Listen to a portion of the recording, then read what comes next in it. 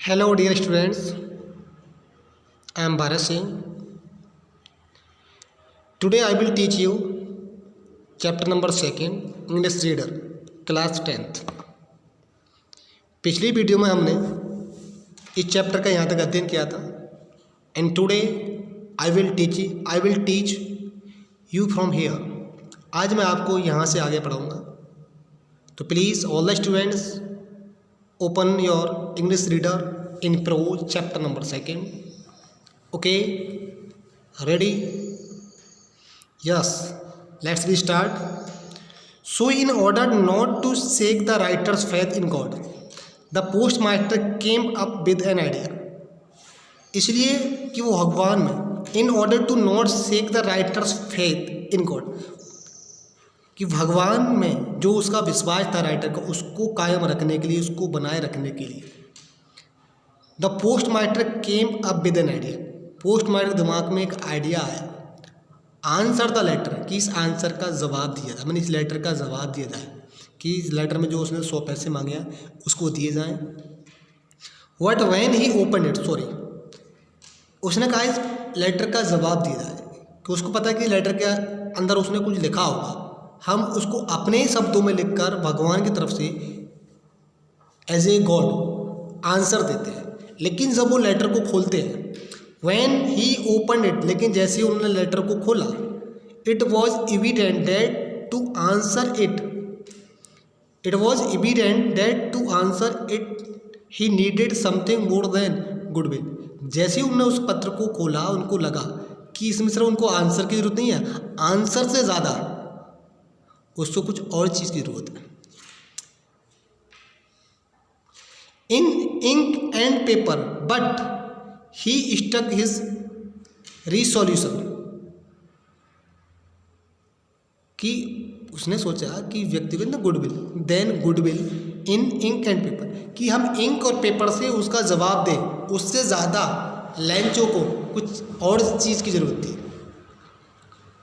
But he stuck to his resolution, लेकिन उसने इसका जवाब ढूंढ लिया, उसका हल निकाला. He asked for money from his employees, he himself gave part of his salary and several friends of his were obliged to give something for an act of charity. Postmaster ने सभी व्यक्ति से, जितने उसके employees थे, उन सबसे पैसे मांगे. ही हिमसेल्फ, और उसने खुद gave a part of his salary, और उसने खुद अपनी सैलरी का उसमें हिस्सा दिया. एंड सेवरल फ्रेंड, मानी बहुत से दोस्तों ने, अनेकों दोस्तों ने, ऑफ हिज, उसके, वर ऑब्लाइज्ड टू गिव समथिंग, कुछ ना कुछ दिया, for an act of charity, दान के रूप में. ये पोस्ट मास्टर ने क्या करा कि उसके विश्वास को बनाए रखने के लिए उसने एक नया रास्ता ढूंढा, उसने एक सॉल्यूशन ढूंढा, कि उसने सभी लोगों से, जितने उसके कर्मचारी थे, उनसे पैसा इकट्ठा किया, खुद उसने अपनी सैलरी का एक हिस्सा उसमें दिया, और उसके दो जो और कर्मचारी थे, 7 के कर्मचारी थे, उन सबसे पैसा लिया एज ए चैरिटी, दान के रूप में. It was impossible for him to gather the 100 पैसे, और उसको 100 पैसे इकट्ठा करना उसके लिए असंभव था. इट वॉज इम्पॉसिबल फॉर, उसके लिए असंभव था, फॉर हिम, उसके लिए असंभव था, टू गेदर द 100 पैसे, 100 पैसे इकट्ठा करना उसके लिए असंभव था. So he was able to send the farmer only a little more than half, इसलिए वो he was able to send, भेज पाया, द फार्मर, किसान को, only a little more than half, आधे से ज़्यादा भेज सका, यानी लिटिल मोर देन हाफ, लेकिन आधे से कुछ ज़्यादा. He put the money in an envelope address to Lencho and with them a letter containing only a single word as a signature God. और उसने क्या करा, उस मनी को एक लिफाफे में डाला, पैसे को लिफाफे में डाला, एड्रेस टू लैंचो, और एनवेलप के ऊपर लिखा एड्रेस टू लैंचो, मतलब लैंचो के लिए ये, and with them a letter containing only a single word as a signature, और उसके अंदर एक लेटर डाला और उस पर लिखा था एक सिंगल वर्ड, जैसे कि भगवान के signature, as a signature of God, भगवान के सिग्नेचर, एज ए सिग्नेचर, मतलब गॉड के साइन करके उस लेटर में वो लिफाफे के साथ रख दिया. The following Sunday Lencho came a bit earlier than usual to ask if there was a letter for him. और अगले दिन द फॉलोइंग संडे, अगले संडे को Lencho came a bit earlier, कुछ और जल्दी आया, देन यूजुअल, हमेशा से, to ask if there was a letter for him, क्या उसके लिए कोई पत्र है। डाकखाने जल्दी आ गया हमेशा से पहले और पूछा क्या मेरे लिए कोई पत्र आया है। It was the postman himself who handed the letter to him while the postmaster expressing the contentment of a man who has performed a good deed, looked on from the doorway of his office.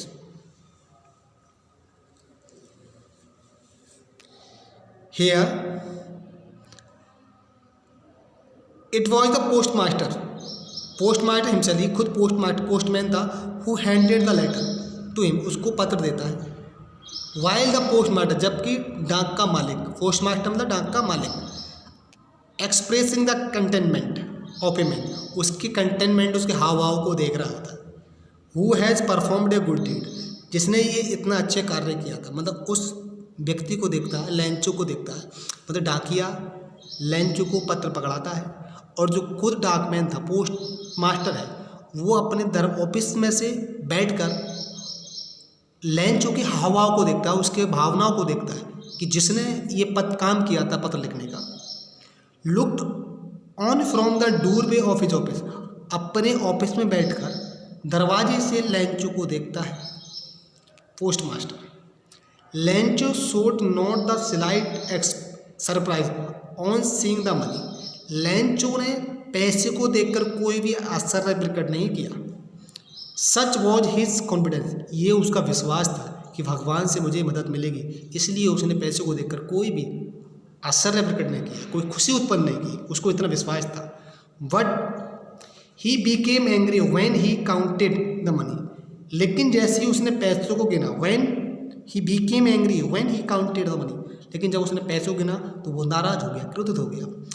God could not have made a mistake, भगवान गलती नहीं कर सकता।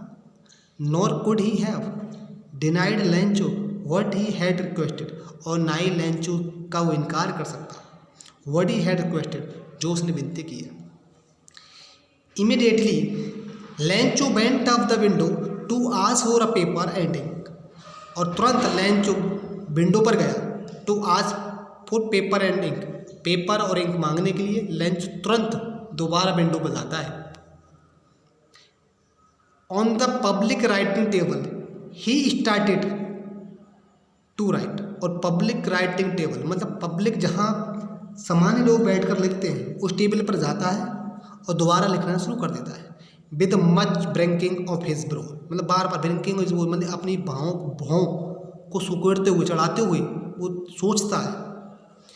Caused by the effort he had to make a express his ideas, मैं सोच कर वो लिख रहा है, मतलब जैसे ही वो सोचता है, एफर्ट करता है, तो वो उनकी भौं अपनी बार बार भौं को उसको चलाता है। कॉज बाय द एफर्ट, भाई एफर्ट मतलब जो प्रयास करता है लिखने का। He had to make a express, वो अपने भाव को एक्सप्रेस करता है। हिज आइडियाज मतलब अपने विचारों को एक्सप्रेस करता है अपनी भौं के द्वारा। भौं जिसकी भौं है ना, वो बार बार सोचता है तो भौं चलाता है। जैसे हम कुछ लिखते हैं, सोचते हैं तो आंखों को टिमटिमाते हैं, सोचते हैं भौं चढ़ाते हैं, अपने हाव भाव प्रकट करते हैं, ऐसी लेंचो कर रहा है। When he finished, he went to the window to buy a stamp which he licked and then affixed to the envelope with the bill of his fist.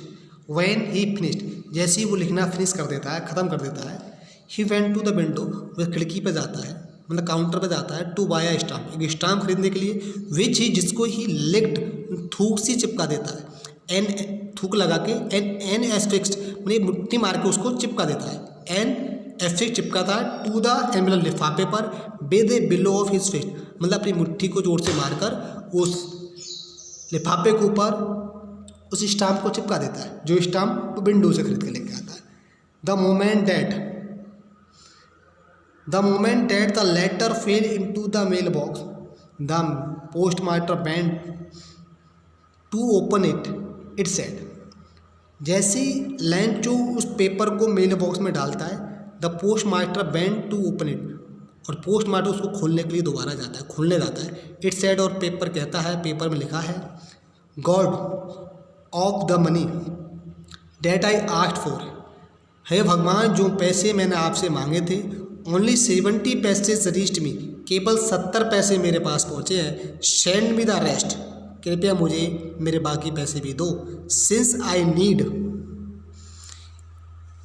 It very much, क्योंकि मुझे इसकी बहुत ज़्यादा ज़रूरत है. But don't send it to me through the mail, लेकिन ये पैसे मुझे दोबारा मेल के द्वारा मत भेजना, डाकखाने के द्वारा मत भेजना. Because the post office employees are bunch of crooks, क्योंकि पोस्ट ऑफिस एम्प्लॉयज़, क्योंकि डाकखाने के कर्मचारी are a bunch of crooks means ठगों का ग्रुप है. क्योंकि पोस्ट ऑफिस के जितने भी एम्प्लॉय हैं सब एक ठग का ग्रुप है, ठगों का ग्रुप है. लेंचो कहता है. Okay student, this chapter is over. I hope you have understood everything very well. If you have any problem, please tell me via message. So, write the hard word meaning and glossary of the chapter and learn heartedly. Okay, in next video, we will complete the exercise of the chapter. Okay, thanks a lot and have a nice time.